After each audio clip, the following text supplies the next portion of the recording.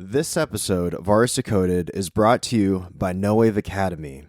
No Wave Academy offers college-level art courses at a fraction of the price. Learn from some of today's best contemporary and fine artists.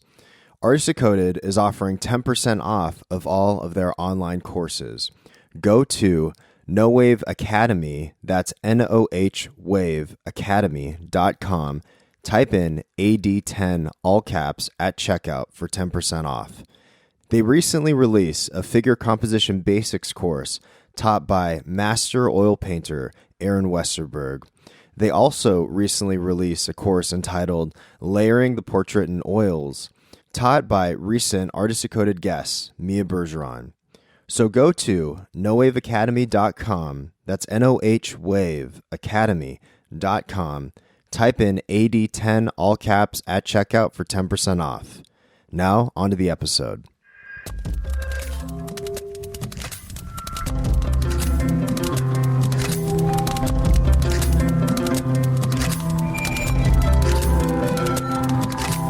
Hey everybody, welcome to Artist Decoded. This is your host Yoshino, and you are listening to episode number 136 with painter and artist Joshua Hagler. This is an excerpt from his most recent solo exhibit at Unit London entitled Chimera.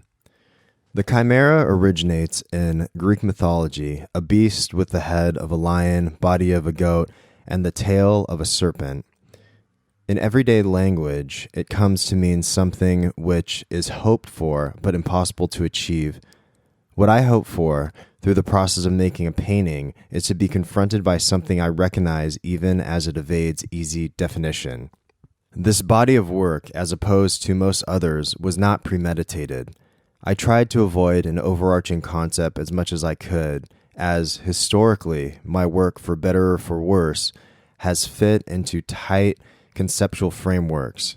The chimera as an idea only emerged later when I realized that the process itself is a kind of mirror to the archetype. It is the strange harmony of its discordant parts.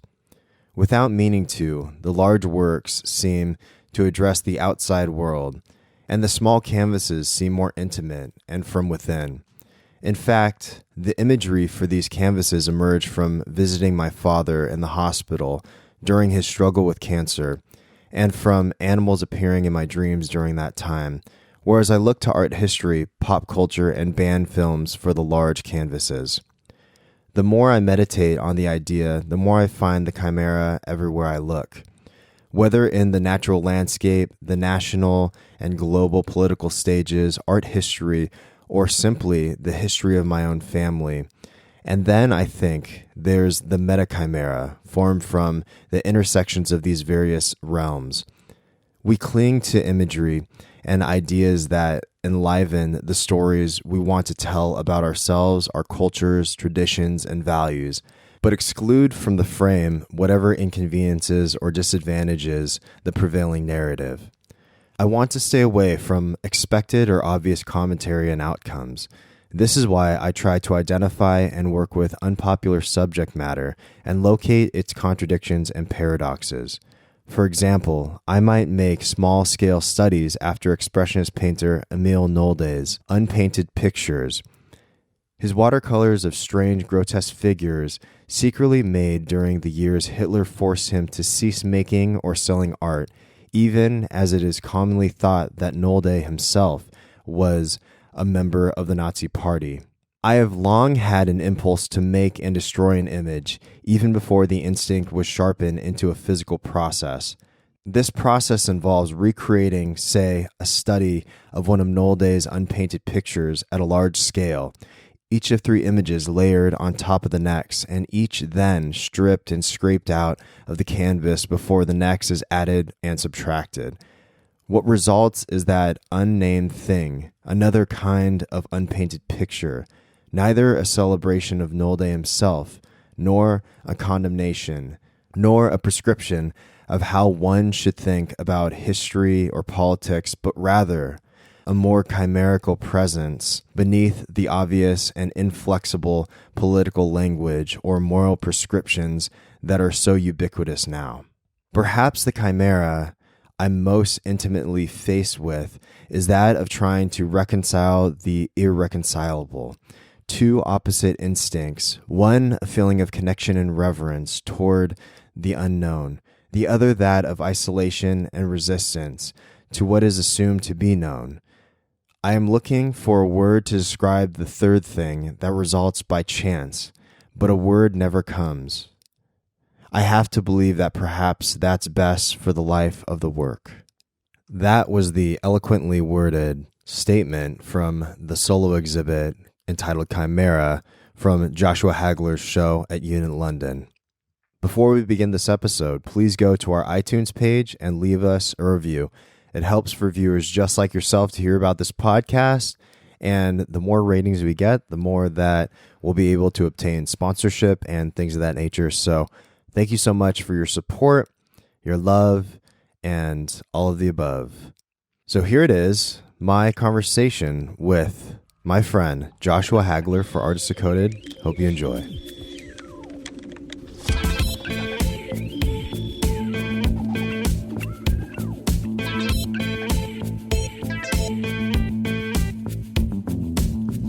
Yeah, anyways, how things been?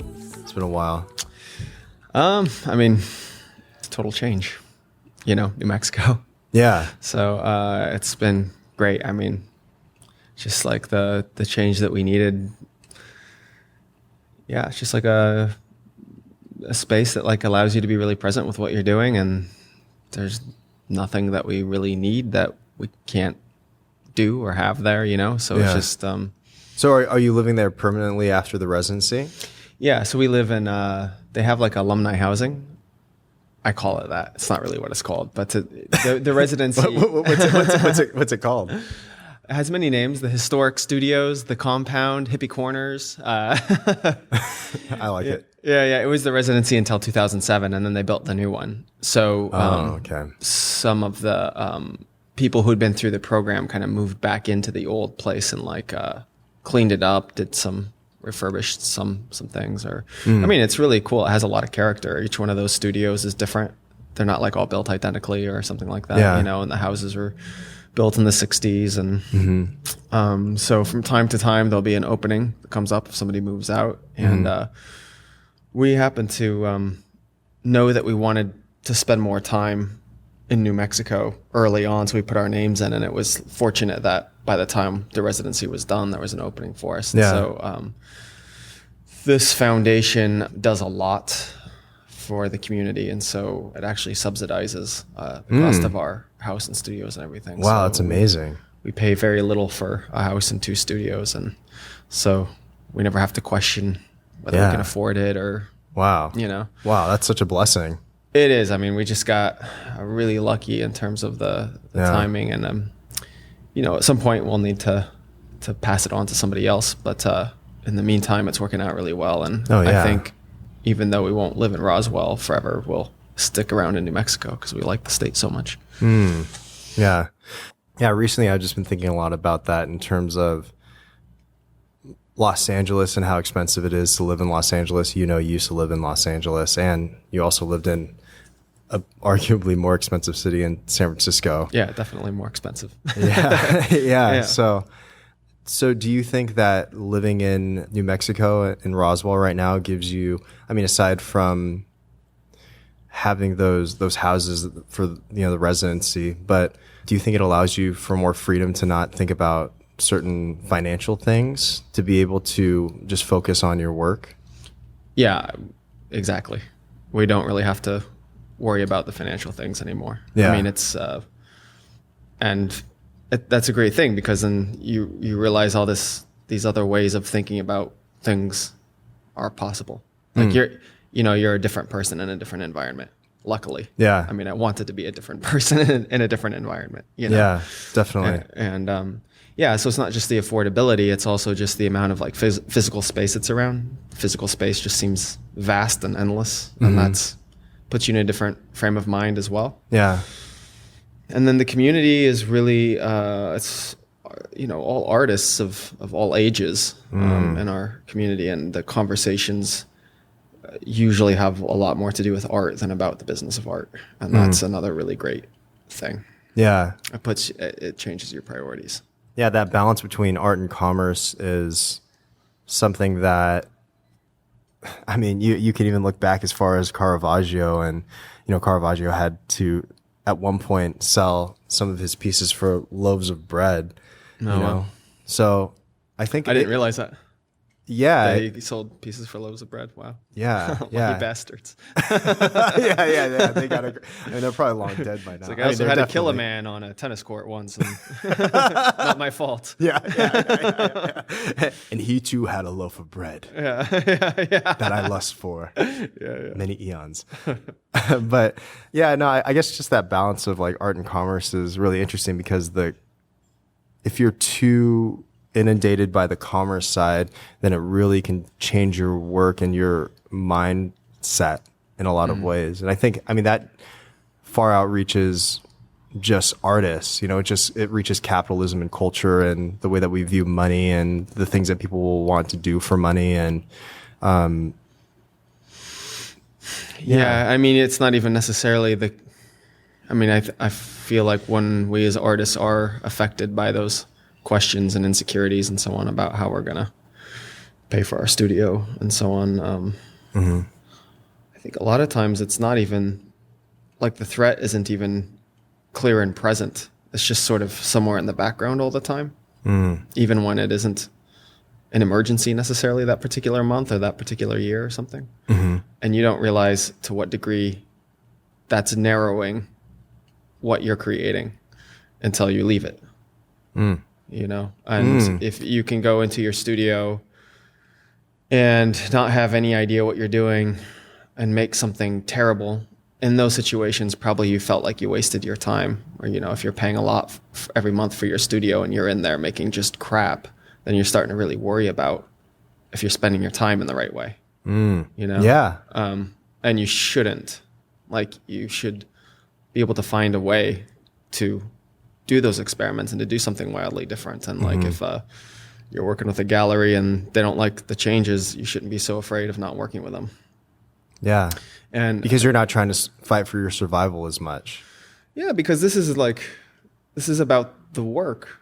I mean, this is something that's going to outlast you, like when you're dead, it's still going to be here. So, I mean, you only have a few short years here and you're going to have been making things you didn't really want to make because of certain pressures or, you really wonder, like, generally would artists be as redundant as they often are if they didn't have these kinds of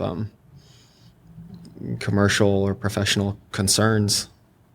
Would they maybe take more chances and do more things that you don't necessarily know them for? Would they be afraid of hurting their brand identity and stuff? Yeah. I'm curious about this sort of, I mean, you're talking about the work outlasting you and your life essentially on this planet. Do you think about that a lot in terms of legacy and the legacy that you'll leave? Well, I think there's a kind of, legacy has something to do with a kind of narcissistic way of thinking about things somehow. I know that it does. It doesn't mean that I don't think about legacy. It doesn't mean I'm not a narcissist, but I'm self-conscious about why I would fixate on that. But I can say that, okay, for most of, I've been making work for a long time now. And for most of that time, I felt as if I'm making art from within the misunderstanding, is what I would call it. That is to say that even when somebody maybe appreciates the work, they maybe get the idea that it's for a different reason than what it is doing for me, like what my intentions are as the artist or whatever. And so it's sort of like getting to the point of hopelessness and kind of accepting the hopelessness of being able to communicate in your own time, and like starting to become more intentional about how it could speak at a time when you're not here any longer. Interesting. And being able to anticipate how certain kinds of imagery or a way of handling the material could possibly change meaning based on what you know about history, based on what you know what's going on in the world presently. You can't anticipate it, but if you think about it to some degree, if you spend time thinking about like if I'm not just thinking about time in this very limited way, in this very kind of short span of my life, if I'm thinking about how do I, look to the past and carry that into a time after me, this sort of broader scope of time. I think that makes more compelling work. I think it's better for the work, and I think it gives it a chance to have its own life after you're gone. Like, I think sometimes an artist is a detriment to their own work in the way that they want to control its context, or a way an artist intentionally tries to situate themselves in a context to give themselves relevance in the few short years they're making work and being noticed for it. And I think there's a lot of kind of artificial jockeying and positioning that occurs in that. And if you can think about communicating in a broader scale of time, then that doesn't necessarily, you don't necessarily have to be so worried about being topical or current or contemporary or any of those things. Yeah, exactly. Yeah, I mean, I think it's really interesting just understanding different people's interests and seeing how that's injected into their work. You know, some people need to make a direct political statement about the current situation or current political situation, or more focus on just aesthetics, or more focus on a connection with people. But I'm curious also about your past experiences with religion and how that's informed your work, because I know that you grew up in the church, right? And then being a Reformed Christian, is that right? Or was it I don't know. Catholic? I never really thought of it. Oh, what was I? That's what you're asking. Yeah. Yeah. Oh, I was just in a variety of different Protestant Christian communities and groups from the time I was growing up until I was about 22, and depending on where I was at the time and what I was involved in, those things, some of them could be healthier than others of them. Some of them could get really weird and culty, and it just kind of depended on where I was at the time. Yeah. You mean where you were at the time, as in what you were going through at the time personally? Oh, no, just like physically where I lived, because I moved around a lot. So like, you know, like, I mean, like for example, actually, like when I was in college, like that was almost maybe the worst group I was ever involved in, because since that time I learned, like after I graduated several years after that, I learned that they were being investigated. They were like running these scams and stuff like that about, like, you know, these raffles where you could win a bike, but there was no bike to be won. And it was really just collecting data on people so that they could contact them and stalk them in front of their dorms and whatnot. You know? And, you know, I actually don't know how that ended up, but I know they did that shit, and they totally needed to be kicked off of campus, you know? So it's just like a matter, you know, hopefully that's what they did. You know, I don't know how I ended up, but hopefully that's what they did. Yeah. But I guess like during that time, the early stage of your life, until you were in your early 20s, were you an artist during that time? And how has your artwork transformed since then, or shortly after then? I think, I actually kind of always identified as an artist. I think it's just because when I was a little kid, you know, people say, oh, you're good at drawing. So, you know, you do what you get kind of acknowledgement for. And I mean, I think I was also a kid that was good at focusing. I'm kind of slow. You know, I like to be with something for a long time. I don't like to be distracted. I can't multitask. So I think because I could focus like that, then it was just something that just stuck with me my whole life. And I mean, it wasn't like as if being involved in, you know, a youth group or going to church camp or things like that meant that I couldn't be an artist or something. I mean, obviously there's a long history of religion and art working pretty well together. Yeah. So, yeah. No, I guess I'm just curious how your artwork has transformed since, like, after you were able to have some distance from monotheistic Christian ideals. Yeah, I mean, it's changed. And it continues to evolve. My thinking about religion continues to evolve. I'm very fascinated by and interested in, and I spend a lot of time thinking about and reading about and caring about religion. Like, I have a very different view of religion than I had 5 years ago, and a different view then than I had 5 years before that, and so on. I mean, I kind of went through all the phases, you know. There was a time where I was very angry and pretty polemical about what I thought religion's role in society was. It's, you know, all destructive, and everyone who's religious is an idiot, and like I'm an atheist, and, you know, all that kind of stuff. And I don't think like that at all anymore. I think really kind of like the more if you really are interested in religion, I mean, like it's just rabbit hole that has no end. You can't really form definitive conclusions about it. You can't say religion is blank. Anything that's going to come out of your mouth at that point is just going to be overly simplistic. It's just too complicated. And honestly, like if you're looking at its parts, which is what you have to do to try to know anything about it, you just realize that these parts are not unique to what we think of as religion. Like these are human qualities and they're in all of us. And if we're invested in anything such as, trying to understand reality or a sense of belonging or a sense of morality or whatever, I mean, we are wired innately to be religious, and we are. And I am, as an artist, religious in the sense that what compels me to do it are the same kind of concerns and compulsions that were behind the earliest religions and people wanting what comes from that. Yeah. So I just don't have a religion with a name. I don't go to church, but You've made your own religion. I'm not any less religious than I've ever been. Yeah. Yeah.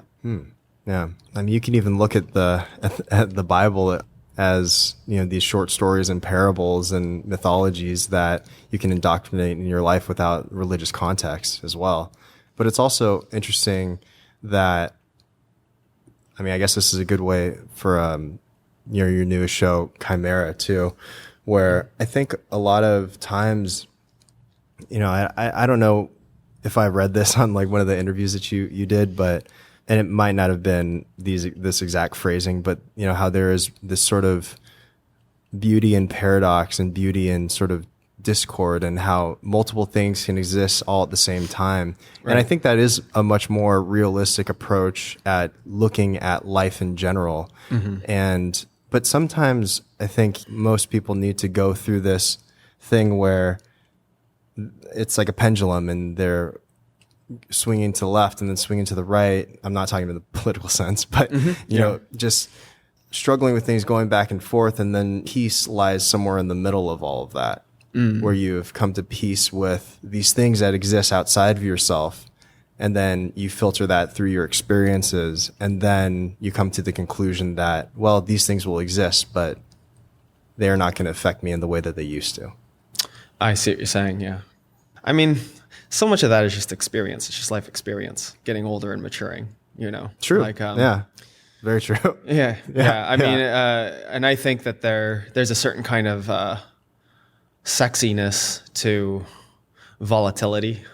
Old myths about artists, if we're talking about art or the art history of the art world or whatever.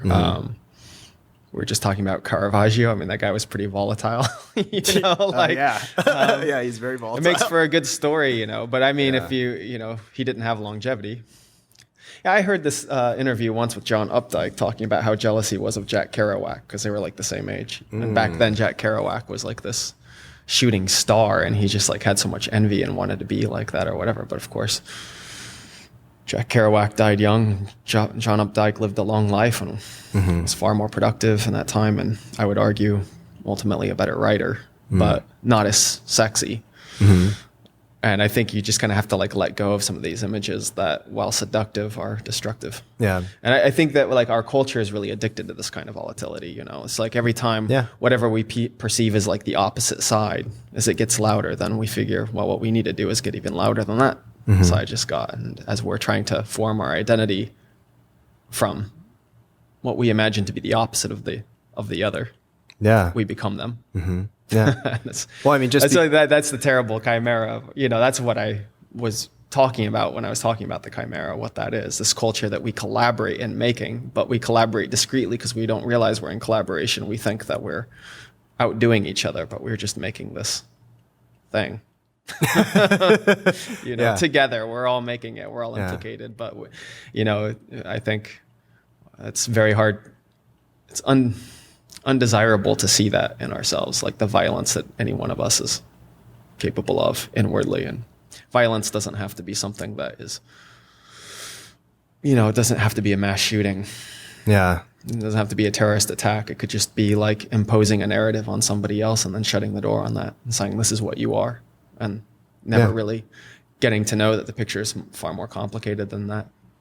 Yeah. Exactly. Yeah. I've just been thinking recently about unconditional love, and realistically, you can't have unconditional love for everyone. Well, at least I feel like in the humanistic sense, Yeah. Yeah. But yeah, just accepting things for what they are, accepting certain things and people that you choose to surround yourself with, giving people space. And maybe that does come, well, I was going to say maybe that does come with maturity, but just because you become older doesn't necessarily mean you become wiser either. Definitely. Yeah. Yeah. There's no reason why that would be the case. Yeah. I'm curious I know you read quite often, right? Yeah, I feel like I've given myself like an undeserved reputation talking about that too much over time. It's like, I just always want to clarify. I'm like, yeah, I am reading any number of things at any given time and finish very few of those things. I'm like super spazzy. You know what I mean? Like I read something, I get out of it, and then I get too eager to read the other thing. And because, I'll only read in the mornings generally. Like I'm not one of these people that'll sit down and read all day. I don't think there's anything necessarily wrong with that. Oh yeah, I just like to clarify. Like I'm not like trying to like pass myself off as some kind of scholar or intellectual or something. I just read stuff I like, Yeah. No, I get you. Yeah. But I mean, there's reasons why you read certain literature, right? Mm-hmm. So I'm just curious, like what books that you've read that have really helped inform your process as a person and as an artist. I mean, yeah, so many over the years, and so much of it is timing. Like you needed to read that at that time, and maybe it would have been too soon before. Maybe it wouldn't mean the same thing now. Yeah, I had that Jack Kerouac example. Yeah, well, I mean, Old Angel Midnight was something that I actually like Jack Kerouac, and Old Angel Midnight was a long poem of his, which again I didn't finish, but I read a lot of. And liked, like I say, like I love. It's a book length poem, and so I read half of it. Yeah, I'd say, and I loved it and never finished it. Yeah, but I'm also saying that like Jack Kerouac appeals to this sort of youth, this sort of, I guess, youthful rebellion, right? Yeah. I think that he was. Well, look, people are going to hear this who know a lot about Jack Kerouac, and here I'm going to try to act like some kind of an expert. We don't have to do that. Yeah, which I'm not. But no, I think he was just like trying to like find like a way in which, like through language, he could get to some kind of state of consciousness, which wasn't possible any other way. And that is not a use of language that any of us would use in a conversation or in politics or in like writing a novel or an essay or an informative piece or journalism or any, it was really like when you're reading it, it's not as if you sense that it has some kind of logic. There's some way in which like the way that it ebbs and flows, its rhythm and everything like that starts to create a mood, and you feel like you're in some other presence, and that is so specific to his writing, to that thing. But to try to describe it to somebody, it's like you'd almost just have to tell them, well, it doesn't actually make sense, which is not really true, because it does make sense, but it's in the sense that like an abstract expressionist wants to make a painting, which is an experience and not a picture of something. This is an experience and not a description of something, even though you might use descriptive words. I recently made a painting called Man Lying in Bed, Eye Within Tooth, Bone Within Light. Bone Within Light, Eye Within Tooth. Now I've forgotten. But that's from Kerouac. I took that part, Yeah. It's just something that stuck with me, a phrase. And so that's kind of like, and then the way that you remember something, the way you carry it with you after you've read it, memory is so fallible that it becomes something you need it to be, which is far from what it actually was at the time that you read it. So I had a really great experience recently of rereading the novel Wise Blood by Flannery O'Connor, which is like a Southern Gothic novel from, it was probably 50 something when she wrote that. And I remembered it as being this sort of, it was very important to me when I read it the first time, like 20 years ago in my life, because I was intensely involved in religion and all of her questions and all of her things that she cares about in her writing has to do with religion in the South. And so I had this memory of it as being very like dark, and I knew that there were parts which were funny, but I thought of it as like haunted. And then I remembered the last scene taking place inside the mind of the main character. And I reread it recently, and I was like, oh my God, this is not the book that I remember. This is a totally different book than I remember. This book is hysterical. This book is a comedy. This book is so funny. I couldn't read a page without laughing out loud. That book is so funny. Yeah. And I think at the time I probably didn't get a lot of the humor.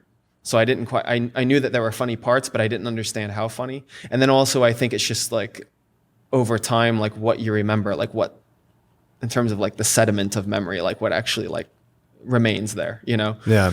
And also the last scene, as I remembered, that was so important to me at the time, didn't happen to the main character at all. It happened to a side character that comes in toward the end of the story, who's like the landlord of the main character in the story. And I'm like, this didn't even happen to the main character. This is coming from the point of view of the landlord. Yeah. You know what I mean? Yeah. And I'm just like, wow, that's like this. I carried this inside as like this deeply, you know, like, you know, another one would be like the Myth of Sisyphus by Camus, you know, and, which is it's a philosophical existentialist book, you know.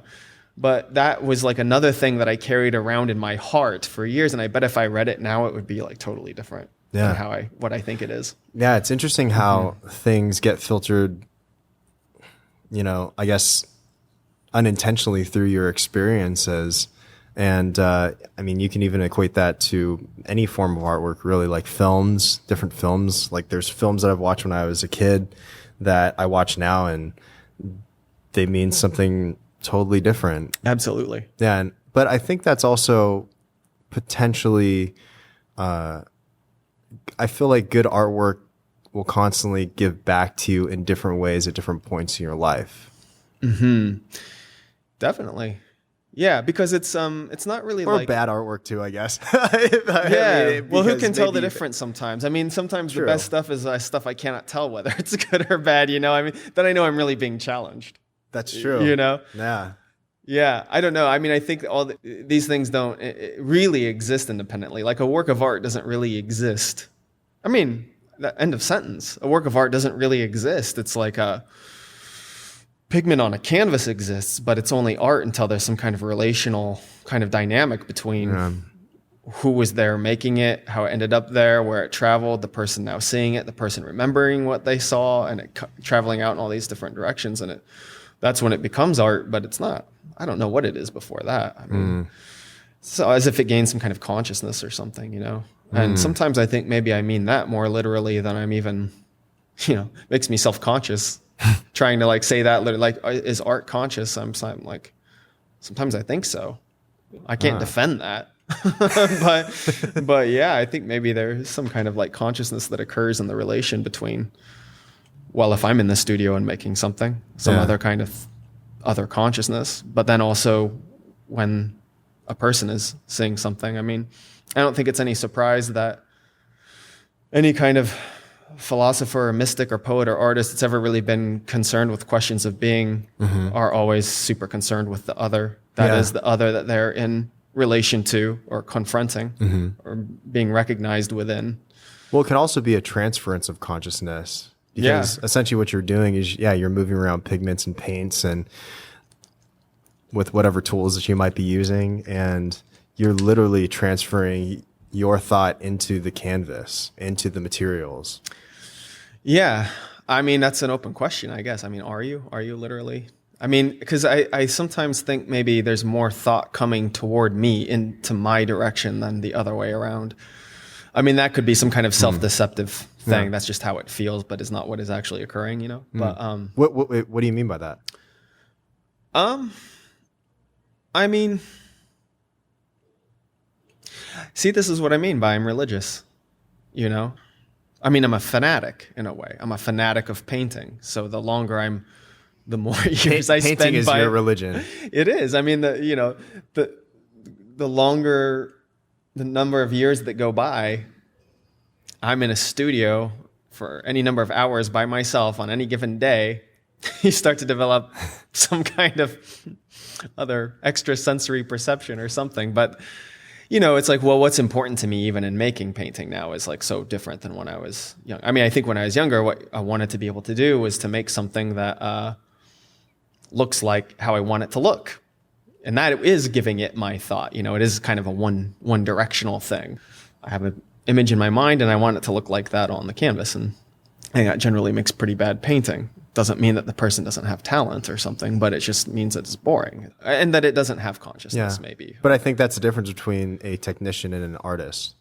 Yeah. So, I mean, like I actually had to work pretty hard to sort of wean myself off that habit because that is what I did for quite a long time. And just be a technically proficient painter in the beginning. Yeah, and I don't have any preference for whether an artist is technically proficient or whether they're de-skilled or whatever. Like I don't have any kind of like inner sort of bias toward which is better than the other, really. I mean, it's all good in my mind, but I had to set up these kinds of obstructions to intentionally get in my own way, to create the circumstances on the surface of whatever I'm working on for whatever appears in front of me to be a surprise, to be something that I couldn't expect. And there is a certain kind of flow that when I'm lucky, that I can tap into in the studio where it really doesn't feel as if I'm making the decisions.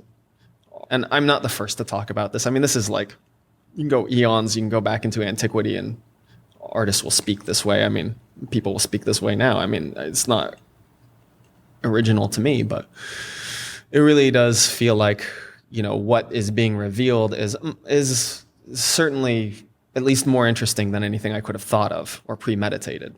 And I think this is, for me, it's really what it's all about. Yeah. Some other presence like walks into the room, Yeah.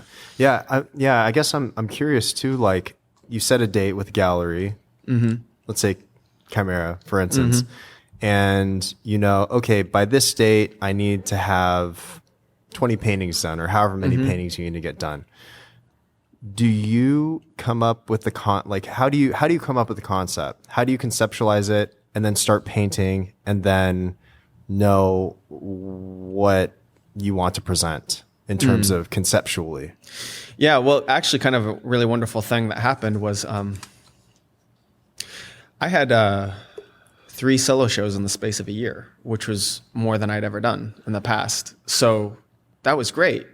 It was stressful, but it was great because for the first time I didn't have time to premeditate a kind of conceptual underpinning. Like historically I'd have, and I think this was to the detriment of the work sometimes, I would I'm interested in this, that, and the other thing that I'm thinking about, and I'd maybe make a couple pieces that I thought worked okay, and then I'm like, okay, well, this is like the theme, the theme. I mean, like it's got to be on topic, But do you really think it's to the detriment of the work, or do you think it's actually a additive factor for you to create work?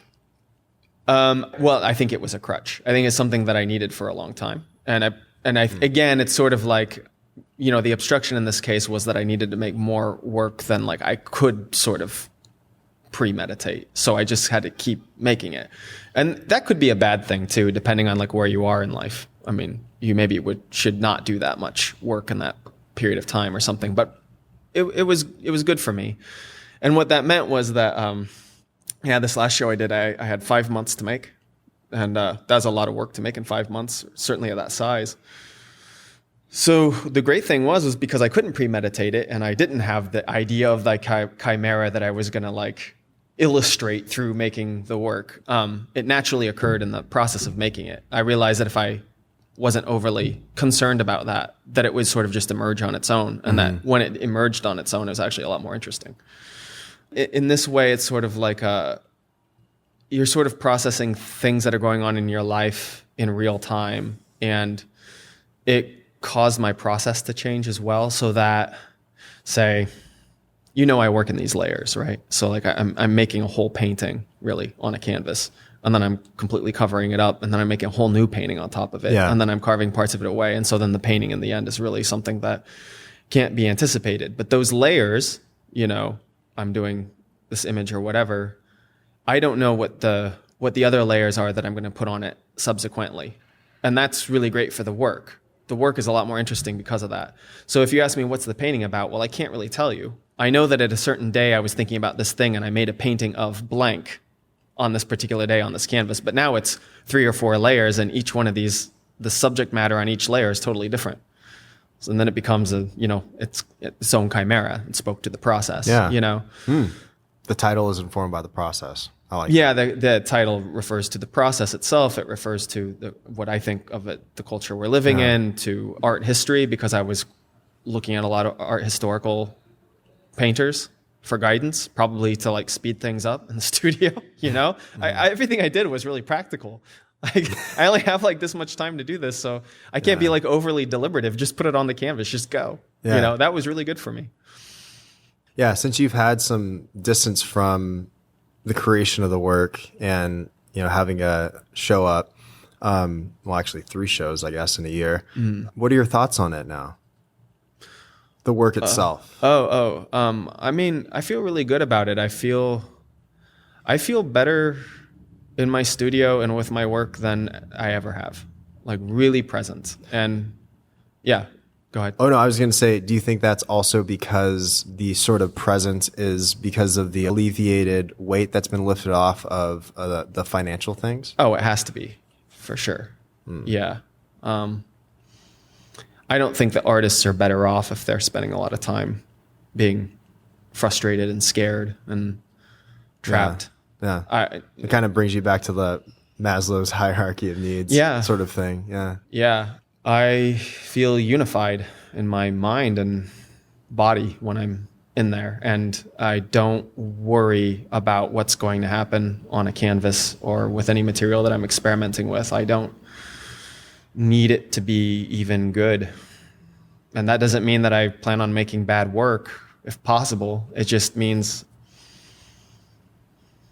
what does it mean? I don't know, that I'm in some kind of presence of mind that I understand privately the truth in that, and there's not any need to there's nothing really else to prove. Like, the work will just keep coming out, and I mean, people can show it or not, or like it or not, or whatever, but I know that there's something there. Yeah. And there's just nothing that can cause me to think otherwise at this point. Yeah. So, I mean, like that work in that show, I feel really strongly about. I mean, some of my best paintings I've ever made are in that show. Yeah. And, and it seemed like a big show too. I mean, and it did very well. Yeah. It all came together, and that's good. I don't think it'll always be that way. I don't think it'll always come together every time. It's not as if that's not the kind of confidence I'm trying to speak to. I'm not trying to say like everything's easy now and I won't ever struggle or anything like that. It's like, I know that all these things sort of have their own time, and they have their own time to expire and all this stuff. And I know that the time will come, but it's just like, in terms of the present, being present with the work. Like, I'm not looking to like so much external validation. Like, I kind of know where I am, and if somebody else can't see that, it's not me. Yeah. Yeah. Currently your religion is at peace and accepting new followers. It's, yeah. Well, no, don't follow my religion. Like, that's the thing, is like, if other people start following it, then like it'll no longer be true. That's the thing, that's why I think there's truth in like every religion. And then like at a certain point they get to a certain size, or they get to, and then everybody is like sort of gathering around doing the same thing and talking the same way. And then it's dead. Then it's not truthful anymore. Yeah. Well, then it's a cult. Yep. I would agree with that.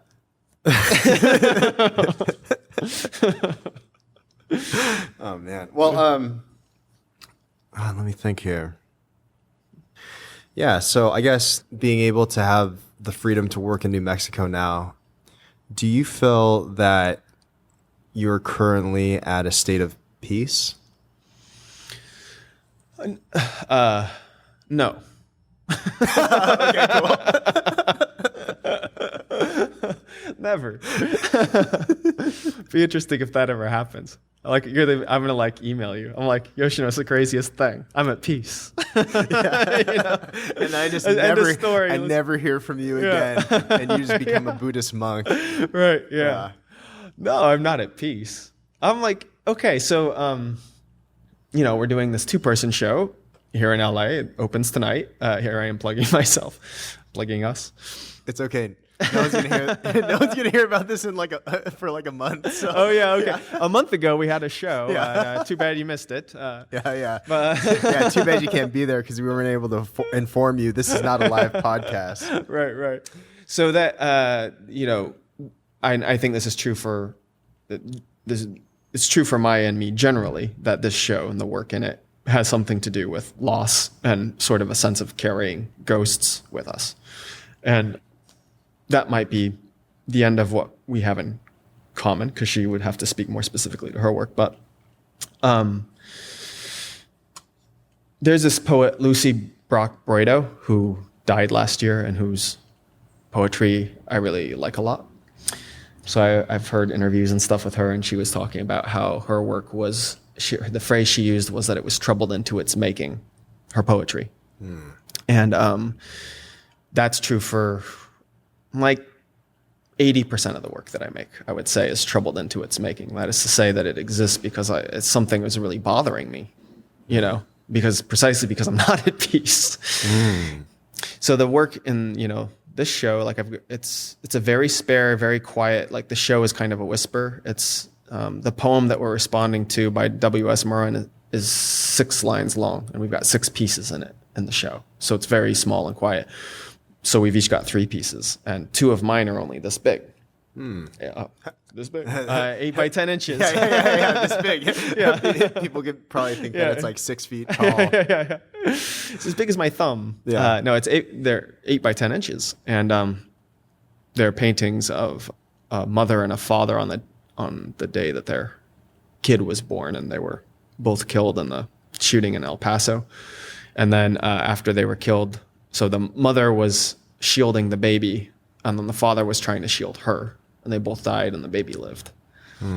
And I was looking at all the lives of the victims of Dayton and El Paso for a couple of weeks, and that was you can kind of see why people don't really focus a lot on the lives of the victims, because if you do, it's very upsetting, and you don't know what to do with the information because there's really nothing you can do about it. It already happened. It already occurred.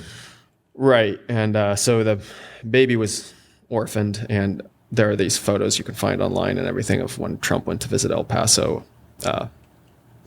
He and Melania are holding this baby, and he's giving the thumbs up and smiling and everything, And I didn't see that until after I had already been invested in this stuff, and so false sense of empathy on Trump's end, probably. Yeah. I mean, I don't know. Who knows? It's not empathy at all. It doesn't matter. I don't like to talk about him, but yeah, we don't have to talk about him. Yeah. We need to turn this into a Trump cast. Yeah, no. Yeah. But the one painting is called The Sound, and the other one is called The Time Given. And it's just them, photos they posted on their social media accounts from when their kid was born. And I don't, there's no wall text or anything that says that stuff. But it's just and here it comes back to the religion aspect, the religious aspect of making art, of what art is, what it was born to do, kind of, And for me, it's some kind of prayer, and I don't know whether I mean that literally or not, but I call them pitiable surrogates, paintings trying to do something it can't do, and it's doing something that it can't. I'm trying to make it do something it can't do because I don't know what else to do, because I'm not at peace, Do you think that painting to you is, do you think it's a way to say certain things that you intuitively feel, and you can utilize that medium for that? And also, do you feel that it's a meditation for you? So that's the thing is, I think you can use words like meditation and prayer. You could even use words like magic, and I think it would all be valid, actually. Your new title is magician. Yeah, sure. I mean, why not? You know, prayer magician. Yeah. Meditative prayer magician. I don't know. Wizard of psychic words. I don't know. All kinds of ridiculous ideas we can come up with. For me, it's just like enough for the activity to have intention behind it. You know, you're sort of like, you have a certain amount of time in a day, a week, a month, a year, a lifetime, and you've got to make something. You've got to make this thing instead of that thing because you can't make it all. So what are you going to make? You know, and so I guess like sometimes I'll just see something or experience something, and I'm like, it just, you know, calls to me. It's like, and I try to more and more, and this is getting easier because of where we live, like really get rid of like the kind of useless kinds of dialogue in the art world that goes on, whether you're talking about the market or the politics of it or whatever, that oftentimes is, I feel bad for artists a lot of times that they're kind of co-opted into these kinds of, you know, this kind of language or whatever, and that restricts what they think they can make and so on. I mean, I would just say, fuck them, you know, upset somebody. Yeah. Just do it anyway. Yeah. I mean, you know, here I am saying this stuff. I'm expressing that I, you know, care about what happened in these shootings or whatever. And in the next word, I'm expressing that like you shouldn't care what people think or even really how it affects them. I mean, you know. I mean, you're talking more so about just artists getting inundated by commerce, essentially. That there's so many things they can get inundated by. They can get inundated by the culture of their own in-groups and the city that they live with, the other people they make art alongside of and are in group shows together with. You know, like it's. I mean, sure. I mean, capitalism is the big bad monster, and that sure, but it's not the only one. I mean. Groupthink is another one. It doesn't matter what your ideological underpinnings are. Like if there are rules that you can't cross, that you can only speak in this language and you can't go outside of that, that's authoritarianism.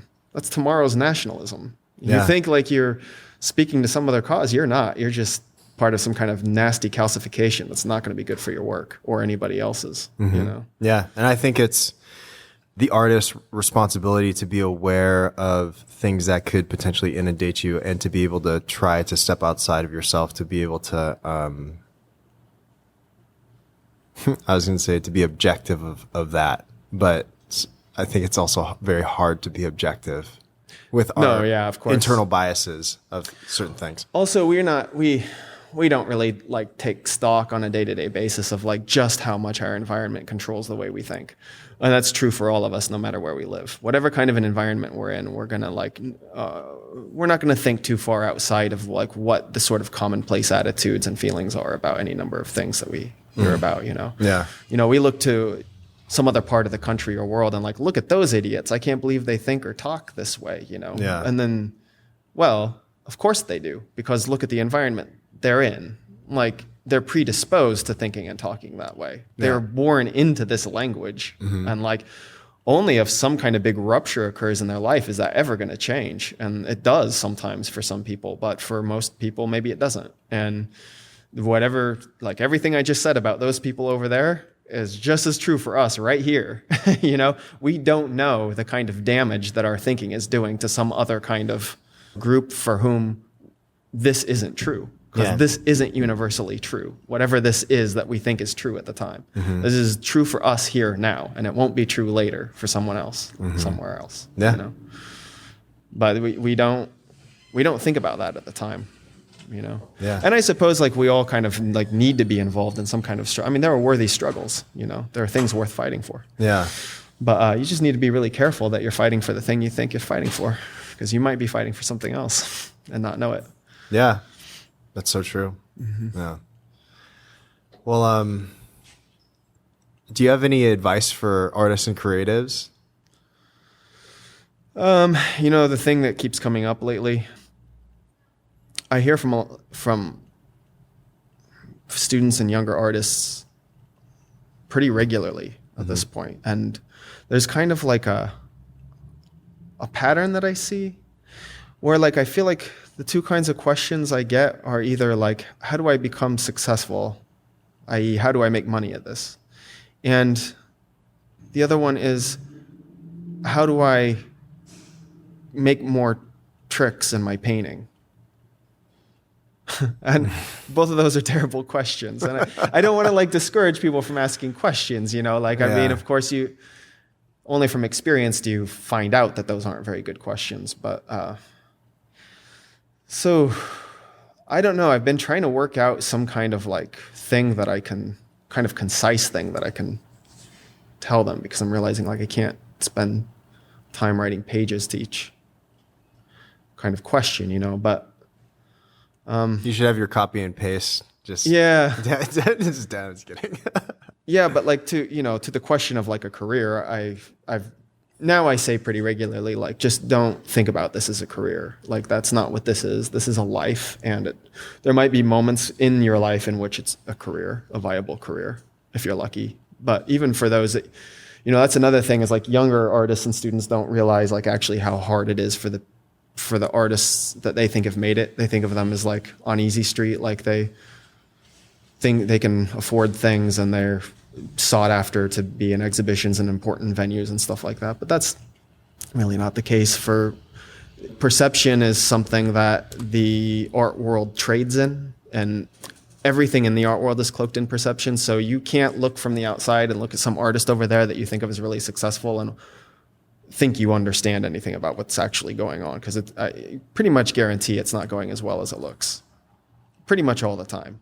Very rarely is it going as well as it looks. So don't fixate on that. Like, if this is going to be a life rather than a career, then probably the choices you make need to be really soulful choices. If it isn't soulful, don't do it. It's really that simple. If you're hearing what I'm saying and you're thinking, well, like, I don't need to listen to that because I'll actually be really successful, and I don't want to be deterred by he can say that because he's already doing well or whatever. But I'm still down here as a student and I want to make a living. So I still need to be thinking about like my bottom line or something like that. I would just say, well, time will show that you really do need to be concerned about this, like even as young as you are. So you're 22, 23 years old, like if you can lose your integrity in this really quickly, and you can just trade it away. And the art world doesn't have a lot of integrity, and don't participate in things that don't have integrity. And if it feels like you're not participating enough and you wish that more people were paying attention, like, that sucks. I'm sorry. That's part of the process, but like it's weathering the storm. It takes, that kind of determination and so on.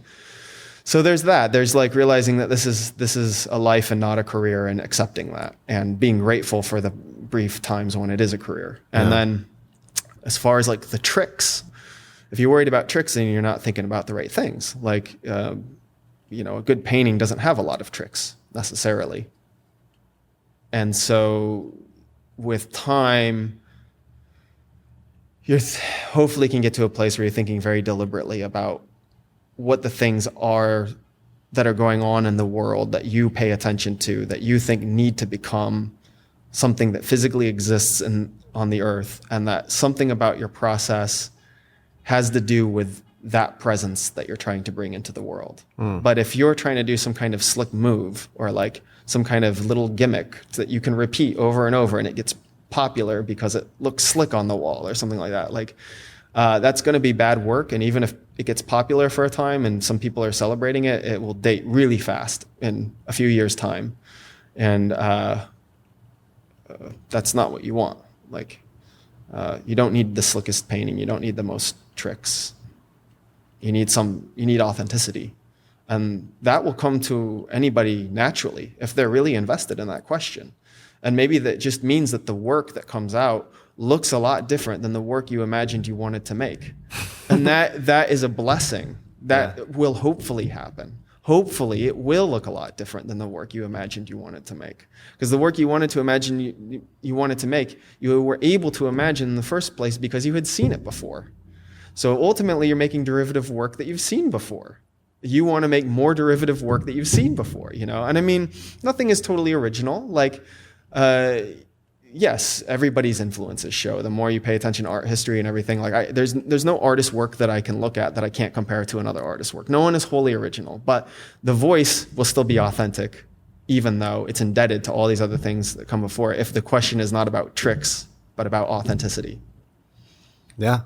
So I think those are the two things. Like, if you can just think about this as a life and not a career, and if you can think about what's authentic to the things that you're really concerned about in life, when you make what you're making, then both those things will take care of themselves with time. Yeah. Yeah. Yeah. No, I mean, I think about that a lot in terms of approaching and being really conscious of your own unique genius and tapping into that, and I mean, we're talking about being inundated by all sorts of things. And sometimes I think like certain things can inform you along the way, and then eventually you can have some sort of disdain for that thing, Maybe that's the first drive, your youthful drive is because, I need to make this a career. And then you realize that, wait a second, I actually am creating work that I really hate. I really do not like this work that I'm creating. And then that could be the genesis of you actually tapping into that unique genius. So absolutely, you're right. Yeah, it's not the end of the world if that happens. That can be an instructive moment. Exactly. Yeah. And I think that comes with experience and also just understanding what you stand for as a person. Right. Yeah.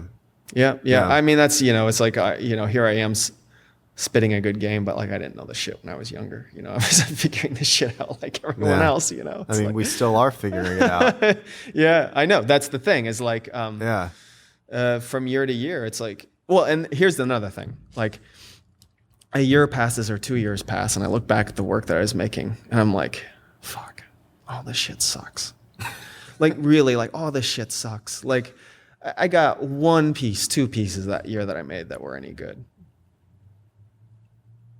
Yeah. And I mean, that's pretty good. Like if you think about like, music, like Elton John movie came out recently, I like Elton John, so I've been listening to Elton John again recently. I'm like, man, the good songs are so good. I could listen to Rocket Man over and over, you know what I mean? Yeah. Like he's a genius, for sure. He's a genius.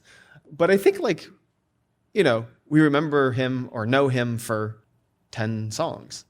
Yeah. Something like that. Yeah. And that's how many years he's been performing. Yeah. And he's a genius. So I mean, like if you can get like 1 or 2 pieces after a year that are any good, I suppose that's pretty good. I think so. Yeah.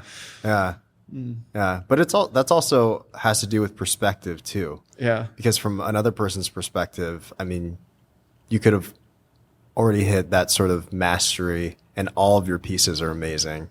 And that's from their perspective. But since your hand and your thoughts and your mind was embedded into those pieces, then you understand what you got out of those pieces. Yeah, I think so. I mean, in any kind of interviews I've read or heard with other... Because maybe Elton John thinks that he only had 1 good song. I notice that different artists have different attitudes about this. I know artists who really do think that everything they make is great. And generally I think, your work is great. I don't disagree with that. And I like that you think that about your own work. Like I think that's great. I mean, I wish I could do that. I wish I thought that all my work was great. I hope that the day comes. And the thing is like, I don't know, you have to get some distance too. I mean, like, it certainly feels good to be making the work I've made recently in the studio. So that probably affects how I see it. So I'm in a moment where I think like, I think the recent work I made is pretty good. But I know that like after a year passes, a couple years, I'm going to look at it and think like, that one was good, but the rest can go to hell. Yeah. It's not that good anymore. Yeah. I think that there's a fine line between like viewing your work in a like too positive or too negative of a sense. I think you have to balance yourself out with some sort of healthy ego. Yeah. But what do I know? I mean, everyone has their own way of doing things. This is just me projecting my own feelings of things, I think. I mean, I think you're right. I think, you do. You have to have a healthy ego. You have to have a place for your ego. I mean, I think like when we think of somebody as being egoistic, it's because they don't know what to do with it. It's not that they have necessarily a bigger ego than anybody else. It's just like that they don't know what to do with it. It's not focused. It's not filtered. Yeah, filtered. Yeah. Well, no, filtered or focused. Yeah. I mean, we all have certain friends that are extremely extroverted and it almost seems that every single thought that goes off in their brain, they have to say, you know, but I think, and maybe some things that someone that's extremely extroverted may say could come off being very egotistical, but then that could actually just be like your interpretation of it could be, oh, that person's really egotistical, but they're actually just trying to like process thoughts too, you know? Yeah. So, I mean, I think so often like we are communicating in ways we really don't mean to at all. And people derive a certain meaning from it, but you really just like ended up when it came out your mouth was just super weird and you can't believe what just, you know what I mean? Yeah, exactly. But, but I also think, I actually think that like a really kind of distinct ego is like somebody who needs to kind of like come into every situation sort of like sort of announcing what their accomplishments are to the people around them and so on like that. Yeah. That comes from insecurity. For sure. That doesn't come from having a bigger ego necessarily. That comes because they really doubt the things that they need these things to mean something about themselves, which they haven't really been able to come to a place in their lives that they really can believe, really deep down believe. For sure. You know? So, I mean, if you did, then you could sort of keep it to yourself and then nobody would like judge you for being egoistic. For sure. You know, but inwardly you'd have this really robust ego that allowed you to do things you were doing. Yeah. Yeah. Well, cool. Thanks, man. Thank you so much for taking the time and sharing your thoughts. And it's good just to catch up. I really appreciate that you're interested, man. That you know. What do you mean, man? Your work is amazing. No, well, thank you for saying that. But it's not automatic that anybody would be interested, and you know, you're checking in with us from time to time, and you know, we've been able to hang out with you and talk quite a few times now, and it's just I really, really appreciate it. I'm really grateful for it. So thank you. Oh, thanks, man. Yeah. Yeah. Well, I'm grateful for you as well. Yeah. Now let's kiss. Oh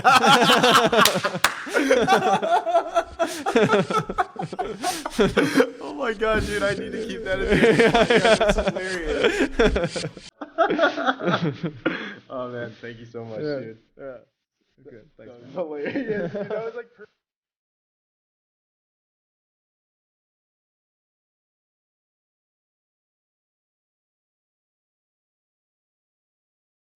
Music for the podcast is by Rarebit, aka Justin Dosher Hopkins. Editing assistance is by Matthew A. Paul and Kelly Kekich.